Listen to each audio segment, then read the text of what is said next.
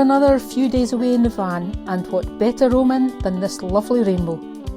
My first 3 nights were booked on the campsite at Carradale Bay, and after a wee detour for some running repairs, I soon hit the A83. It's a great drive and I love it, no matter the weather. And when I'm doing this journey, I always like to stop in Ardrishaig for lunch en route. Usually though, I'm travelling to Clonagh for the Arn ferry, this time a bit further on. And the road from Clonagh to Carradale is 15 miles of single track road with passing places. So make sure if you're driving this road that you're happy to reverse, as you won't meet too many others who are. Mind you, who was going to argue with a timber truck? Certainly not me. It was all well worth it though for a lovely few days.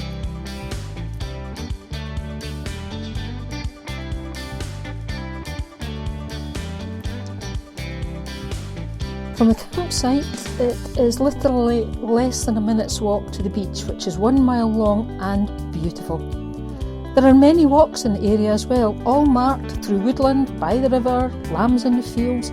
But if you're seriously into walking, why not try the Kintyre Way, 100 miles from Tarbert to the Mull of Kintyre. I didn't quite reach that lighthouse vantage point in this trip as there was so much to do, but I'll be back and do it on another trip. If you're enjoying this video, then please do subscribe, it's free. Go below, hit the red subscribe button and click the notification bell. You can also hit the thumbs up and leave a like if you wish, or even leave a comment. Thank you. I took a drive to Campbelltown and was fair taken by this lovely wee town with its floral displays and palm trees. Campbelltown Loch of the whisky fame was at one time the whisky capital of the world. In 1609, Archibald Campbell, 8th Earl of Argyll, gave a licence to John Boyle of Columba to distill aqua vitae, and a tax return for a farm at Cross Hill showed 6 quarts of aqua vitae payable to the town. The area had all the natural resources for whisky: fresh water, barley, peat and coal. Campbelltown Harbour only came into existence at the insistence of Elizabeth Tollingwich, 1st Duchess of Argyll in 1712, that a quay should be constructed opposite Gortnacocher on Campbelltown Loch. As well as transporting whisky, it became a major fishing port. The Linda McCartney Memorial Garden was closed on my visit, but I was able to view it through the gate. It was established by a group of friends and admirers who formed a trust. Sir Paul McCartney donated a life-size bronze statue. It's hoped that nearby buildings may be renovated and used to exhibit Linda's photos and other aspects of her work.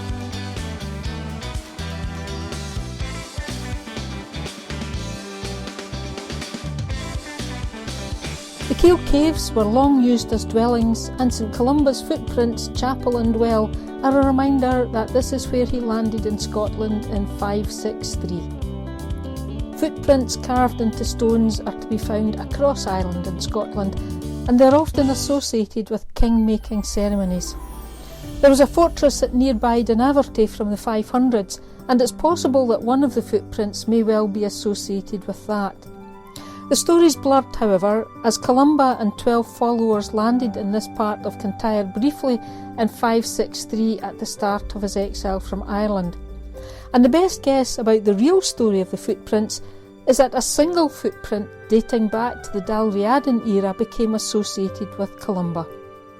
The story goes that a local stonemason in 1856 called Daniel McElravy helped the legend along by carving a second footprint, but added the wrong date for Columba's landing, carving 564 instead of 563.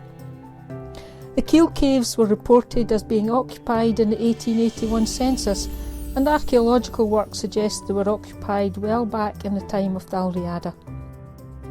And then a final walk along the beach, noting the Neolithic-like sand sculpture created by one of the families here on holiday. A lot of work over several days has gone into this.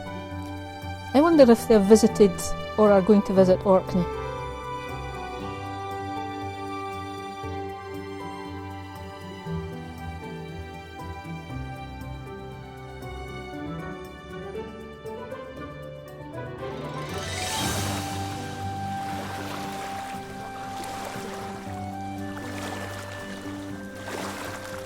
Throughout my time in Kintyre, I have longingly looked over to the Arran Hills and made the decision to spend my last 2 nights on my favourite island.